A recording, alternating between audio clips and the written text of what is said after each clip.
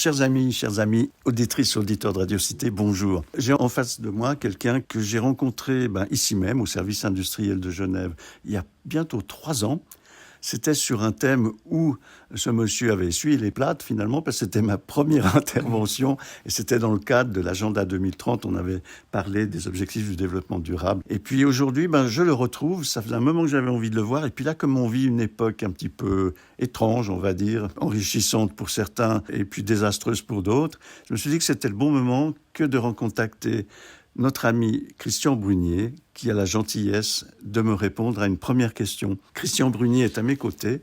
Est-ce que, Christian, tu peux me confirmer qu'on vit une période un petit peu spéciale en ce moment, de façon générale ? On vit toujours des périodes un peu spéciales. Moi, je trouve que ce qui est le plus spécial et le plus dramatisant, c'est l'urgence climatique. On parle de la pénurie, on parle des prix de l'énergie, mais le problème magistral, c'est que notre planète et l'humanité fonce contre le mur. Et malgré que tout le monde scientifique nous dit « attention, ça peut être la catastrophe », on continue. Aujourd'hui, on tire peu de conclusions de cette situation dramatique. Et à la différence du Covid, où quand on a eu le Covid, on ne savait pas ce que ça allait donner, on n'avait pas de traitement, on n'avait pas de vaccin, par rapport à l'urgence climatique, on a tout.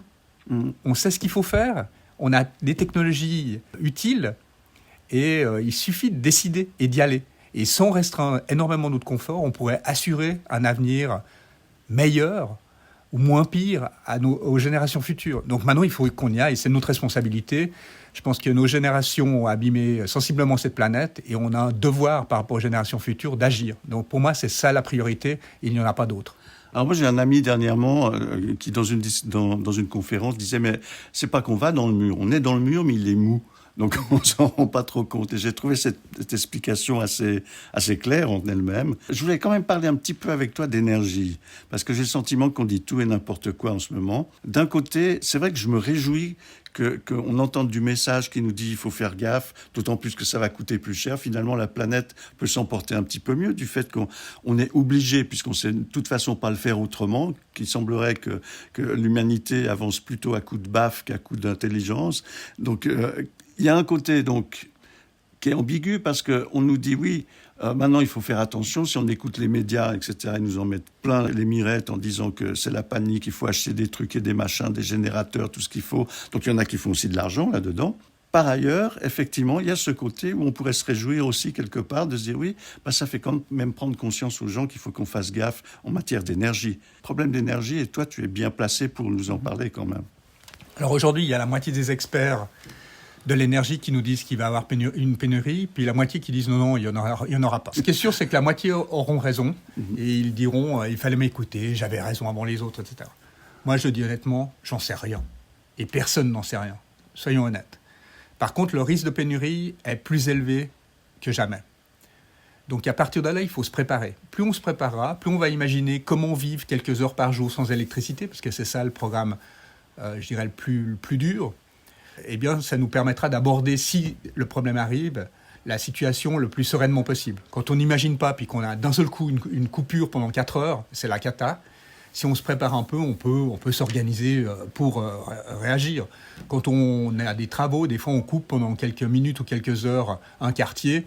Les gens s'organisent, ils font un repas un petit peu avant ou un petit peu après, etc. Donc voilà, donc mieux vaut se préparer, imaginer le pire, et puis on espère que ça n'arrivera pas. Alors, ça tombe sur le moral des gens, et c'est vrai que ça fait beaucoup, le Covid, la guerre en Ukraine, le risque de pénurie d'énergie, le réchauffement climatique, ça fait beaucoup. Inversement, comme je dis toujours, l'être humain a une résilience importante et on a les moyens de nouveau d'agir. Je prends un exemple tout bête. Aujourd'hui, on a à Genève beaucoup de logements qui sont chauffés à 23-24 degrés. Et d'ailleurs, on a chauffé les appartements pour pouvoir vivre en plein hiver en t-shirt. Mais à quoi ça sert ? À quoi ça sert ? Et on est une des premières générations à vivre comme ça. Avant, les générations, ils ne vivaient pas comme ça, ils n'étaient pas forcément plus malheureux. Donc là, on est dans le luxe, dans le superflu. Et si on met un pull et qu'on diminue d'1 ou 2 degrés, il n'y a rien de catastrophique. D'ailleurs, il y en a plein, quand tellement chaud, qui ouvrent les fenêtres. Donc ils ont le chauffage allumé, ils ouvrent la fenêtre. 1 degré de moins, c'est 7% d'économie d'énergie, de chauffage. Donc 1 degré, 7%. Donc on voit quand on a 2, 3, 4 degrés de trop, premièrement, au niveau de la santé, c'est mieux de vivre à 19 qu'à 25. Et puis, deuxièmement, on gaspille l'énergie. Donc, on est dans une société de gaspillage et il faut remettre ça en question, sans se priver vraiment de confort, en vivant mieux au niveau de la santé publique. Eh bien, on peut vraiment vivre plus écologiquement aussi. Et puis, après, il faut développer les énergies locales, renouvelables. On peut créer une vraie alternative économique et écologique. On peut créer de la richesse locale. On a tellement mondialisé que ça devient aberrant, quoi. On a tous des exemples idiots du style on produit des pommes de terre au sud de la France, puis on va les faire laver au nord de l'Allemagne pour les revendre ensuite au sud de la France. Ça n'a pas de sens, ça n'a pas de sens. Donc il faut qu'on revienne à un peu plus de bon sens, un peu plus de vie locale, tout en étant ouvert sur le monde. C'est pas le repli, hein. Moi, je suis contre le repli. Je pense que c'est bien qu'on ait des contacts dans l'ensemble de la planète. Mais par contre, il n'y a pas de raison de faire fabriquer des choses de l'autre côté de la planète alors qu'on pourrait les fabriquer ici, etc. Donc créons de la richesse locale, durable. On peut le faire et de faire du bien à l'environnement, à l'économie et au social. Et puis à sa santé aussi, parce que de vivre à 24 degrés, je ne crois pas que c'est ce qu'il y a de meilleur non plus. Ça n'a aucun sens. Si je faisais ça chez moi, personnellement, je me taperais un mal de tête monstrueux. Je suis censé être à la retraite et je me suis amusé. Alors évidemment, si j'avais une entreprise aujourd'hui, je ne tiendrais pas ce discours. Mais il est vrai que j'ai vécu une période de ma vie sur une île où on n'avait pas d'électricité. Et on s'en sortait très bien également. Et puis il ne faisait pas toujours chaud non plus. Alors j'ai fait un calcul et je me suis dit, voilà, combien d'heures d'électricité j'ai vraiment besoin à Genève. Et j'ai fait un calcul, j'ai besoin de 2 heures par jour. C'est les 2 heures, par exemple, pour recharger mon portable. C'est les 2 heures pour aller sur Internet si j'ai des choses à y faire. C'est pour laver mon linge, c'est ce genre de choses. Alors ça ferait un petit pic très court, mais qui serait quand même, dans la moyenne, beaucoup plus court que si j'avais l'électricité toute la journée. Mais je me suis rendu compte qu'avec 2 heures par jour, je tiens très très bien.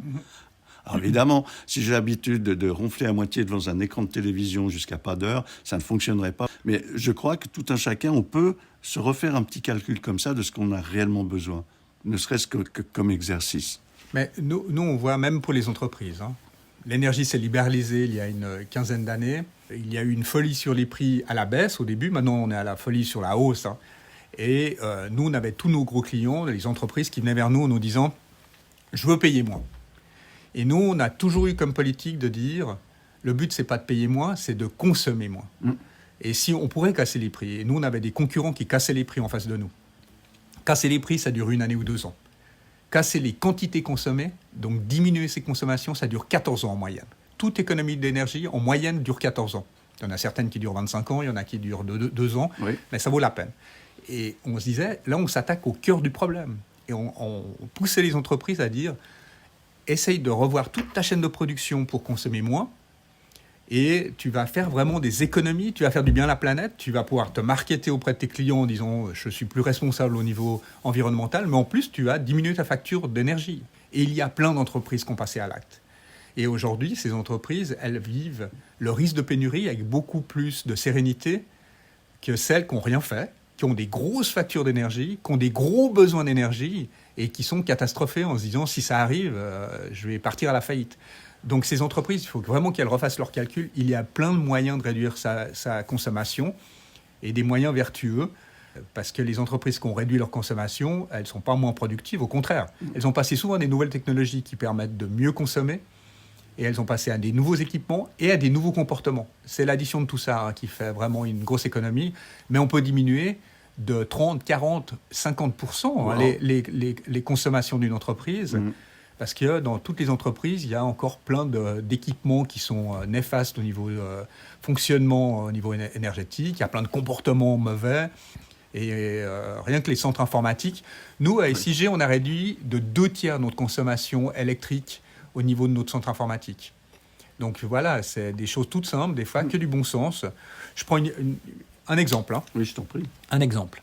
À Genève, la plupart des centres informatiques produisent du froid toute l'année. Alors que la moitié de l'année, il y a du froid de l'autre côté du mur. Eh bien, il y a des procédés tout simples qui s'appellent des procédés de free cooling qui captent le froid à l'extérieur et qui l'impulsent à l'intérieur. C'est-à-dire, au lieu de produire du froid, on va le chercher. Et ça, c'est des économies d'enfer. Et il y a plein d'entreprises qui n'utilisent pas ça. Alors que c'est un investissement, on rentabilise ceci sur 2 ou 3 ans. Il y a quand même peu d'investissements qui se rentabilisent aussi, d'une manière aussi courte. Et de nouveau, c'est bon pour la planète. C'est bon pour, bien sûr, la facture énergétique, pour l'économie, le porte-monnaie, mais c'est bon aussi parce que c'est de la main-d'œuvre locale. Donc c'est bon pour l'emploi et pour le social. Donc voilà, ça c'est le vrai développement durable, ou l'harmonie durable, parce que développement durable, il y a toujours ce truc en plus, alors là c'est un truc plutôt en moins, puisqu'on consomme moins. Donc c'est peut-être une harmonie durable plus qu'un développement durable qu'on devrait esquisser. Alors Christian, là, tu as vraiment de bons conseils. Maintenant, est-ce que sur le site des SIG, on trouve des informations pour des entreprises, entre autres, qui faisaient, moi je veux bien faire un effort, mais j'aimerais bien voir avec un expert ou avoir un message qui me donne quelles sont les priorités, où c'est que j'aurai le maximum de résultats. Surtout qu'à Genève, on a de la chance, on n'a pas des fonderies ici. On n'a pas forcément besoin de tellement de jus, à part peut-être le CERN. Dis-moi, est-ce qu'il y a des informations du genre ? Alors sur le site Internet, on a des informations un peu basiques, mais qui sont utiles à premier niveau. Après, nous, on réalise des audits énergétiques dans les entreprises notamment pour les aider. Après, on a vu que si on se borne à ça, les gens ne passent pas à l'acte. Donc on les accompagne. On les accompagne pour aller chercher des subventions, on les accompagne pour mener les programmes, parce que souvent, ce n'est pas leur métier. Et si on leur donne simplement un rapport d'audit, c'est ce qu'on a fait. Il y a quelques années, on faisait des rapports d'audit, on voyait que finalement, ils n'en faisaient pas grand-chose. Donc il faut vraiment que ça soit vertueux et les encourager et que chacun fasse son métier. C'est clair que si tu es une entreprise d'industriel ou une entreprise du tertiaire, ton but, c'est pas de gérer l'énergie. Donc tu n'as peut-être pas le spécialiste pour la gestion d'énergie. Donc nous, c'est où on fait nous-mêmes, où on travaille avec les PME, PMI locales qui accompagnent ces programmes pour qu'on démultiplie l'efficacité de ces programmes un peu partout dans Genève. À ce stade de la discussion, moi j'ai envie de te remercier parce que tu es de bons conseils.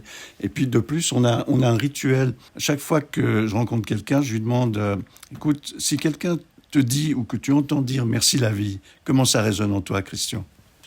Moi, ça résonne énormément parce que je suis un amoureux de la vie, même si je conçois qu'il y a plein de problèmes dans la vie. Mais néanmoins, quand on voit positivement les choses, on vit mieux, on vit beaucoup mieux. Et c'est vrai que moi, je fais l'exercice quotidien. C'est un exercice, ça, de se dire, finalement, j'ai eu une journée qui était difficile, mais est-ce que j'ai eu du plaisir ? Et je retrouve plein de plaisir. Chaque jour, même la journée la pire, on a quand même des bons moments. C'est rare une journée où il n'y a que des mauvais moments.